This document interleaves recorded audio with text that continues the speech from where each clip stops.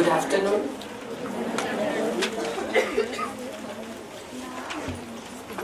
તમને બધાને જોઈને એટલા માટે સારું લાગે કે મને એમ હતું કે લંચ પછી કોઈ હશે જ નહીં. શનિવારના દિવસે લંચ પછી અહીંયા ફૂલ હાઉસ જોઈએ તો એમ સમજાય કે શિક્ષક કેટલા કમિટેડ છે. આજે તમે બધા અહીંયા હાજર છો એ વસ્તુ જ એ વાત જ બતાવે છે કે શિક્ષકની સજ્જતા કેટલી છે. એટલે તમારા જેવા શિક્ષકોને ખરેખર સજ્જતાની આમ જુઓ તો જરૂરત જ નથી, આ સજ્જતા જ છે કે ટાઈમસર શાર્પ 4 વાગે આવીને બેસી જાય. મજાની વાત એ છે કે મેં સવારે પણ કહ્યું કે એટીએમ માંથી વિડ્રો કર્યા જ કરો તો છેલ્લે તળિયું આવે. એટલે દરેક વર્ષે મિતુલભાઈ જે આ એટીએમ માં ડિપોઝિટ ઉમેરે છે એ આખું વર્ષ વિડ્રો કરવા માટેની એક સરસ સગવડ છે. તમે બધા જ તમારી સજ્જતા સાથે થોડું થોડું ઉમેરતા રહો છો, એની બહુ મજા છે. સલીમ સરે કહ્યું કે ખુશીથી ભણીએ ને આનંદથી ભણાવીએ. આનંદથી ભણાવવાની વાત બહુ રસપ્રદ એટલા માટે છે કે જે શિક્ષક કંટાળેલા, થાકેલા, બોર થઈને વર્ગમાં પ્રવેશે છે એ પોતાની બોરિયત, પોતાનો કંટાળો વિદ્યાર્થી સુધી ટ્રાન્સફર કરે છે. એ સિવાય કે બીજું ટ્રાન્સમિટ કરી શકતા નથી. મારી પાસેના ક્લાસમાં જો કંટાળો હોય તો હું તમને કંટાળો જ આપવાની છું. મારી પાસેના ક્લાસમાં જો ખુશી હોય તો હું તમને ખુશી આપવાની છું. એટલે સવારે પણ મેં કહ્યું એ વાત તમે નહોતા એટલે રિપીટ કરવાની ઈચ્છા થાય છે કે ઇન્ડિગોની ફ્લાઇટના પાયલટના દરવાજાની બહાર એક સ્ટીકર હોય છે. એ સ્ટીકર પર લખ્યું છે કે flying is a serious business. Please leave all your worries and frustrations before you enter this door. આ ફ્લાઇંગ એ બહુ ગંભીર વ્યવસાય છે. તમે આ દરવાજામાં દાખલ થાઓ એ પહેલા તમારી બધી ચિંતાઓ, બધો કંટાળો, બધા ફ્રસ્ટ્રેશન્સ બહાર મૂકીને પછી આ દરવાજાની પેલી તરફ જજો. દરેક વર્ગખંડને બહાર પણ આ લગાડવું જોઈએ. Teaching is a serious business.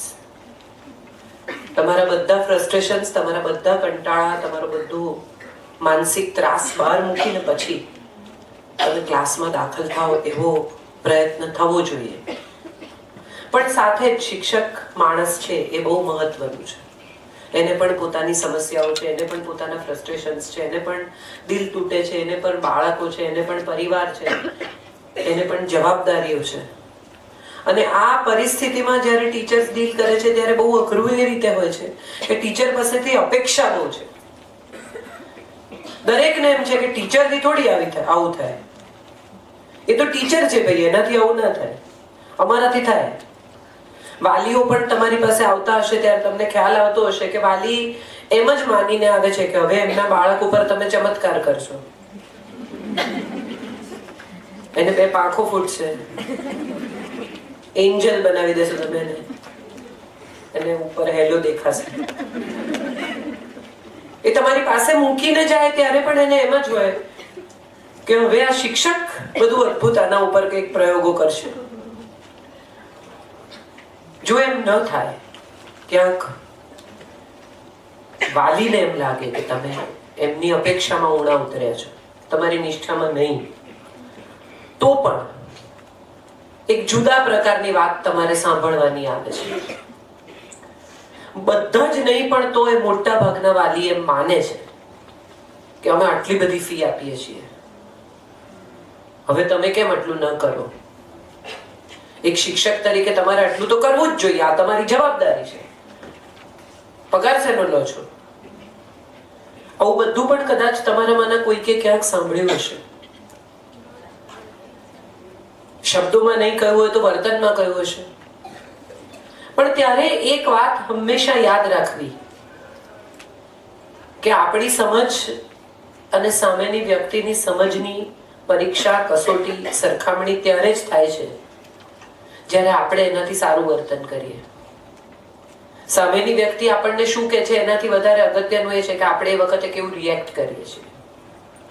અને આ માત્ર વાલી સાથેના સંબંધોમાં જ નથી, આ જીવનભરના સંબંધોની વાત છે કે આપણે જ્યારે કોઈની સાથે વાત કરતા હોઈએ, કોઈ આપણું અપમાન કરે, કોઈ ખરાબ રીતે વર્તે, ત્યારે આપણે કઈ રીતે વર્તીએ છીએ એના ઉપર આપણી નિષ્ઠાનો, આપણી સમજનો, આપણી બુદ્ધિનો, આપણી ક્ષમતાનો આધાર છે. અને એક શિક્ષક પાસે મિનિમમ અપેક્ષા ક્ષમતાની છે. એક શિક્ષક પાસે મિનિમમ અપેક્ષા સમજદારીની છે. મારે વાત કરવાની છે શિક્ષક વ્યક્તિ છે કે વિચાર. પહેલા તો એ સમજી લઈએ કે વ્યક્તિ અને વિચારમાં ફરક શું. કેમ આ પ્રશ્ન ઉઠ્યો છે? મેં મિતુલભાઈની પરમિશન માંગી છે. જો આ પૂરું થશે અને હું થોડુંક મારું વક્તવ્ય ટૂંકાવીને આપણી સાથે પ્રશ્નોત્તરી કરી શકું તો મને વધારે એટલા માટે ગમશે કારણ કે મને બપોરનો ફીડબેક એવો આવ્યો છે કે થોડી વાત પણ કરવા માંગે છે શિક્ષકો. એટલે એવું જો શક્ય હશે ને મિતુલભાઈ પરમિશન આપશે તો આપણે નાનકડું ઇન્ટરેક્શન પણ કરવાનો પ્રયત્ન કરીશું. કરી શકીએ? કારણ કે દરેક વખતે વક્તા આવે, બોલે ને જતા રહે ને તમે ઝીલ્યા કરો, એને બદલે અમને પણ સમજ પડે કે તમારા મનમાં શું ચાલે છે. તમને કઈ સમસ્યાઓ ક્લાસરૂમમાં નડે છે. અમે તો અહીંયા ડાયા થઈને કલાક બોલીએ તમારે આમ કરવું જોઈએ, તમારે તેમ કરવું જોઈએ. આ પેલું ડોક્ટર જેવું છે કે તમે આટલું ખાઓ ને આટલું છોડી દો. ડાયટ્રિશિયન પાસે જઈએ ને તો પ્લાન જે બનાવી આપે ને ભયાનક હોય. સવારે તમારે ઉઠવું, 1 ગ્લાસ ગરમ પાણી પીવું, 2 તાજા ખાખરા, પછી ફ્રૂટ, પછી બાફેલું કઠોળ, પછી સમારેલું લીલું શાકભાજી, પછી સૂપ. એનો અર્થ એમ થયો કે એક માણસ રાંધ્યા કરે ને ખાધા કરે, એની વચ્ચે એની પાસે કોઈ જોબ નથી. તો જ એના પ્લાન પ્રમાણે ડાયટ થઈ શકે. એટલે અહીંથી અમે જે પ્લાન આપીએ છીએ એ મહદઅંશે એવો પણ હોય છે કે જે ઇમ્પ્રેક્ટિકલ પ્લાન કદાચ તમને ક્લાસરૂમમાં લાગે. એવું બને કે તમને એવું લાગે કે અમે કરેલી બધી વાત આદર્શો છે, અમે કરેલી બધી વાત બહુ મોટી ડિઝાઇન છે, પણ એ ડિઝાઇનને જીવનમાં ઉતારવી એટલી સરળ નથી જેટલી અમે તમને દેખાડીએ છીએ કે એમાં શું આટલું જ કરવાનું છે. એક ફિલ્મ આવેલી, એમાં બાપ દીકરો વિમાન ઉડાડે છે, ચાલુ કરે છે, આકાશમાં જતા રહે છે. Comedy film of course. પછી એનો દીકરો એને ફોન કરે છે, નીચે ગ્રાઉન્ડ સ્ટાફ સાથે વાત કરવાનો પ્રયત્ન કરે છે કે ભાઈ મેં ચડાવી તો દીધું છે વિમાન, હવે મને ઉતારતા નથી આવડતું. એટલે પેલો કહે છે કે देखिए मेरी बात ध्यान से सुनिए, आप जहां बैठे हैं उसकी दाईं तरफ एक लाल बटन है. એટલે પેલો છોકરો કહે છે मैंने दबा दिया. એટલે પેલો કહે છે उसे नहीं दबाना था. આમાં ઘણીવાર એવું પણ થાય કે અમે તમને કહીએ એ પહેલા તમે બટન દબાવી દીધું. આ બધા જ 8 કેટલા વક્તાઓ 16 વક્તાઓની વચ્ચે ક્યાંક શિક્ષણનું સત્ય, શિક્ષણની કોઈ ચાવી, શિક્ષણની કોઈ આવડત, શિક્ષણની કોઈ સજ્જતા પોતપોતાના પર્સપેક્ટિવમાં તમને મળે છે. દરેક માણસનો એક પર્સપેક્ટિવ છે. દરેક માણસ આવીને તમને એની દિશામાંથી શિક્ષણ બતાવે છે. એની બારીમાંથી દેખાતું આકાશ એ એને હિસાબે શિક્ષણ છે. પણ તમે બહાર નીકળો, ખુલ્લા મેદાનમાં હાથ પોળા કરીને ઉભા રહો તો સમજાય કે જેની બારીમાંથી દેખાય છે એટલું જ આકાશ નથી. આકાશ તો બહુ વિશાળ છે, અનંત છે. શિક્ષણનું ક્ષેત્ર પણ એવું છે. તમે ભણાવ્યા જ કરો, તમે ભણ્યા જ કરો અને કદી એ પૂરું ન થાય, એ શિક્ષણ છે. મોરારી બાપુ શિક્ષક હતા, આનંદીબેન શિક્ષક હતા, ચાણક્ય શિક્ષક હતા. એવા ઉત્તમ લોકોના નામ લઈ શકાય કે જે બધા જ શિક્ષક હતા.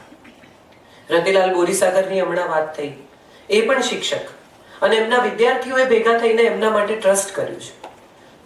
સર્વપલ્લી રાધાકૃષ્ણન પણ શિક્ષક હતા. આ બધું તમે જાણતા જ હશો. આમાં મારે કે તમને બહુ મહાન, તમે ટીચર્સ છો એટલે આ બધું તમે ભણાવતા હશો. પણ એની સામે એક વાત એ છે કે વ્યક્તિ કે વિચાર, આવો પ્રશ્ન પૂછવો કેમ પડે? વ્યક્તિ કે વિચાર વચ્ચે ફરક શું છે? વિચારનું એક્ઝિસ્ટન્સ, અસ્તિત્વ, વ્યક્તિ ન હોય તો પણ રહે છે. વિવેકાનંદ આજે પણ છે, ગાંધી આજે પણ છે, ખાદી આજે પણ છે, ચરખો આજે પણ છે, સ્વદેશી આજે પણ છે, સત્યાગ્રહ આજે પણ છે, સત્ય આજે પણ છે, નરસિંહની ભક્તિ આજે પણ છે, મીરાની શ્રદ્ધા આજે પણ છે. મીરા નથી, ગાંધી નથી, અહિંસાનો વિચાર છે. અને એક શિક્ષક જ્યારે વ્યક્તિ થઈને ભણાવે છે ત્યારે એનું એક્ઝિસ્ટન્સ એક પેઢીમાં ખતમ થઈ જાય છે. એણે ભણાવેલી એક પેઢી એ એનું એક્ઝિસ્ટન્સ, એનું અસ્તિત્વ છે. પણ એક શિક્ષક જ્યારે વિચાર બનીને ભણાવે છે, એક શિક્ષક જ્યારે વ્યાપ્ત થાય છે, આપણા વેદોમાં બહુ સુંદર વાત કહેવામાં આવી છે. શ્રુતિ, યુક્તિ અને પ્રવૃત્તિ, આ 3 રીતે જીવી શકાય. તમે સાંભળો, એને યુક્તિ એટલે તમે એને એમાં તમારી બુદ્ધિ વાપરો, અને બંને મિક્સ કરીને પ્રવૃત્તિમાં એનો ઉપયોગ કરો. આ 3 મળીને જીવનનું એક ફલક બને છે. તમે જે કંઈ શ્રુતિમાં ભણ્યા હશો, ઘણા ટીચર્સ એવા હોય કે જેને આપણે મળીએ તો એમનું કહેવું એવું હોય કે ભાઈ અમને આમ જ ભણાવતા હતા યાર, અમે આવું જ ભણ્યા છીએ, આમાં કંઈ આનાથી વધારે હોતું નથી.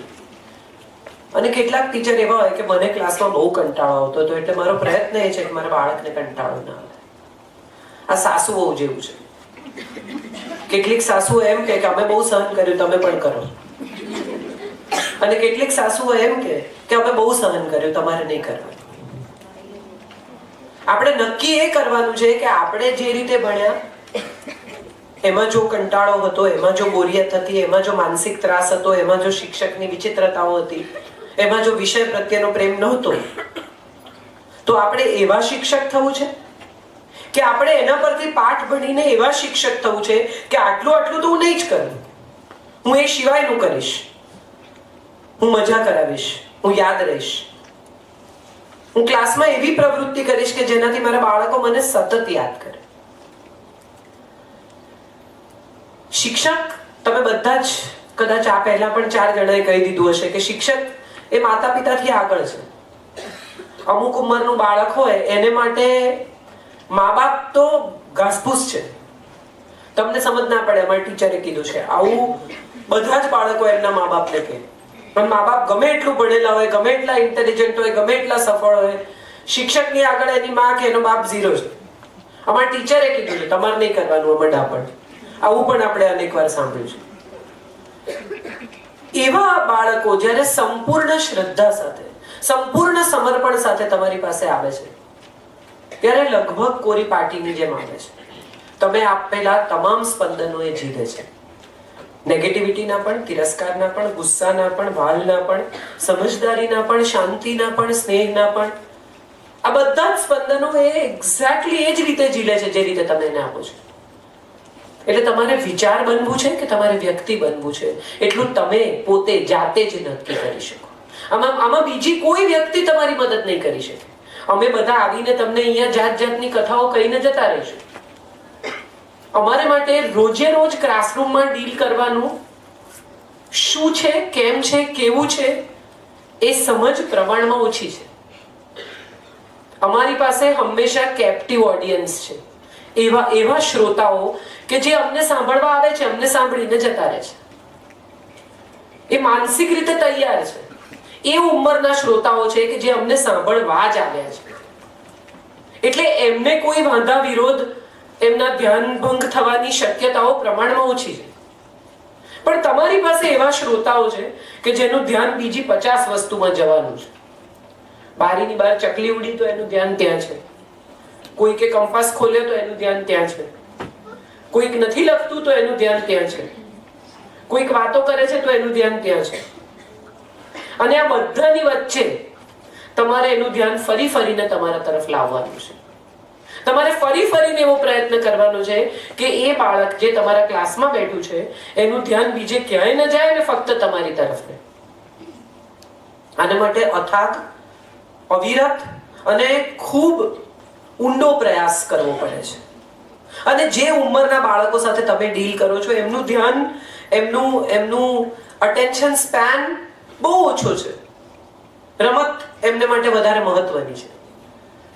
એ પરિસ્થિતિમાં એ છોકરાઓ જ્યારે તમારી સાથે રોજે રોજની માથાકૂટ, જેને આપણે કહીએ, આજે જ મેં સવારે એક જોક કહ્યો કે એક મહેમાન ઘરમાં આવ્યા અને પછી એમણે પૂછ્યું કે અરે વાહ, તારું નામ શું છે? એટલે છોકરાએ કહ્યું કે રાજુ. એટલે કહ્યું કે કઈ સ્કૂલમાં જાય છે બેટા? એટલે પેલાએ કહ્યું હું જતો નથી, મને મોકલે છે.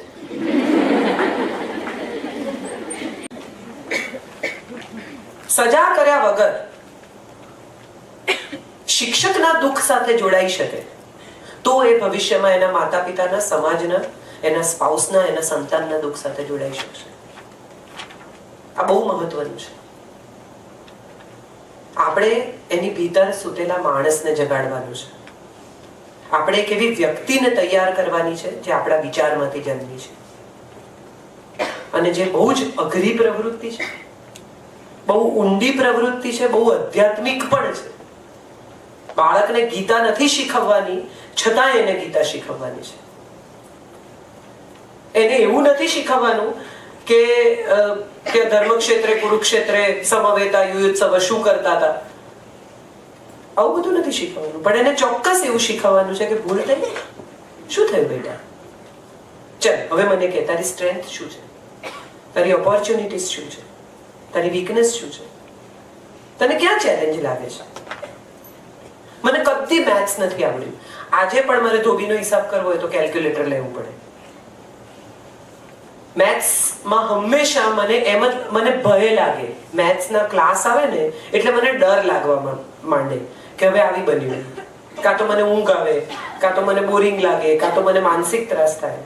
એકલવ્યની ટ્રેનિંગ ચાલતી હતી ત્યારે અમારી સાથે એક શ્રીધર કરીને છોકરો હતો. એ અમારી મેથ્સની ટ્રેનિંગ કરતો હતો. એટલે એને પૂછ્યું કે તને શેની બીક લાગે? એટલે મેં કીધું નંબર્સની. તો કે ચાલ આપણે રોમનમાં સરવાળા કરીએ. એને ધીરે ધીરે મેથ્સનો ભય એટલી અદ્ભુત રીતે મારામાંથી ઓછો કર્યો કે મને નથી આવડતું એ વિચાર હું ભૂલી ગઈ. અને આ કઈ ઉંમરની વાત છે? 35 વર્ષે, જ્યારે હું ટ્રેનિંગમાં દાખલ થઈ. એટલે 35 વર્ષ સુધી જે ભય સાથે હું જીવી વ્યક્તિ તરીકે, એને એક વિચાર આપીને એને રિમૂવ કરી નાખ્યો કે ચલ આપણે સમજીએ કે તને શેની બીક લાગે છે, તને કેમ એવું લાગે છે કે તને મેથ્સ નહીં આવડે. અને જો 35 વર્ષની વ્યક્તિમાં કરી શકાતું હોય તો 5 વર્ષના, 7 વર્ષના, 8 વર્ષના બાળકને તો બહુ સ્વાભાવિકતાથી કરી શકાય, કારણ કે એના વિચારો હજી દ્રઢ થયા જ નથી. હજી તો કુણા છે, તમે આમ વાળો તો આમ વળી જશે, અને આમ વાળો તો આમ વળી જશે. એ ઝાડ નથી થયું, હજી છોડ જ છે. અને ત્યારે એક શિક્ષકની જવાબદારી બહુ વધી જાય છે. જે છોડ સાથે ડીલ કરો છો ને એ કુણા છે. ઝાડ હોય ને તો એકવાર કાપીએ નાખીએ, પણ છોડને કેમ કપાય?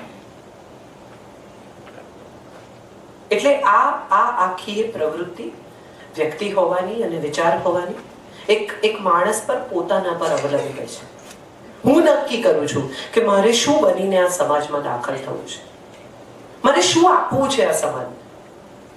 હું આજે જ સવારે બોલી કે જે સ્ત્રી સશક્તિકરણની વાત થાય છે ને એ ખરેખર સ્ત્રી ઉશ્કેરીકરણની વાત છે. સશક્તિકરણ તો સ્ત્રીને જરૂર જ નથી. સ્ત્રી શક્તિશાળી છે જ. એ વગર બાળકને જન્મ આપે છે, એ વગર દર મહિને પોતાનું વહેતું લોહી જુએ છે. તમે એવા કેટલા પુરુષોને ઓળખો છો કે જે બ્લડ ટેસ્ટ કરાવવા આવે ને ત્યારે આમ જોવે, એમને પોતાનું લોહી જોઈને બીક લાગે. સ્ત્રી તો પોતાનું વહેતું લોહી દર મહિને જુએ છે. એ બાળકને જન્મ આપે છે. જીવમાંથી જીવ છૂટો પાડવો સરળ નથી. એક કોશિકું 3 કલાક પેટ ઉપર બાંધીને માણસ ફરે ને તો એને સમજ પડે કે કેટલું વજન ના, વધારે ખવાઈ જાય તો એ કેટલી તકલીફ થાય છે. એ તકલીફ 9 મહિના સુધી પોતાના શરીર સાથે જોડાયેલા જીવને પોષણ આપવા માટે સ્ત્રી લે છે. તો ક્યાં પછી આનાથી વધારે શક્તિ તો શું જોઈએ? સવાલ એ છે કે સશક્તિકરણના નામે એવું શીખવવામાં આવે છે કે વિરોધ કરો, વિદ્રોહ થઈ શકે. હું રોજ કરું છું પ્રવૃત્તિ તરીકે, વૃત્તિ તરીકે, માનસિકતા તરીકે, આ નહીં કરવાનું, આ નહીં કરવાનું, આ નહીં કરવાનું. પણ વિરોધ કોનો કરવાનો? આપણી સાથે જીવતા લોકો. કયું બાળક આ પ્રકારની પ્રવૃત્તિમાં સંડોવાય છે? કયો પતિ એવો છે કે જે અમુક રીતે વર્તે છે? તો એની પાછળ શું છે? કઈ માનસિકતા છે? 2, 3, 4 વર્ષના બાળકને માં 2 તમાચા મારે રડતું હોય ત્યારે તો વાયલન્સના બીજ તો વવાઈ ગયા. તમે ખોટું કરતા હો એટલે મારવું, આવું માએ શીખવી દીધું. પછી પત્ની ખોટું કરે તો એના પર હાથ ઉપાડવા. આ સાદી સમજ એનામાં દાખલ થઈ ગઈ. ઊંચા 5 ફૂટના 7 ફૂટના શિક્ષકે 1.5 ફૂટના બાળકને તતડાવીને કહ્યું કે ચૂપ. એટલે એને સમજ પડી ગઈ કે જે મોટેથી બોલે, જે મોટું હોય, જે બળવાન હોય, એ દાદાગીરી કરે. પછી જ્યારે એ 5 ફૂટ 7 ફૂટનો પુરુષ બને કે એ જ્યારે અમુક પ્રકારની સ્ત્રી બને ત્યારે એનાથી નીચા નબળા પર દાદાગીરી કરે. આપણે વેચતા ગયા, આપણે વહેંચતા ગયા, આપણે પહોંચાડતા ગયા વિચાર કરી. અને ધીરે ધીરે આ વાયલન્સ સમાજમાં એટલું વિસ્તરી ગયું કે હવે આ વાયલન્સ માણસની અંદર સમાતું નથી, ફાટ થાય છે. એને આ કોઈ પણ રીતે સામેની વ્યક્તિ સુધી પહોંચાડવું છે.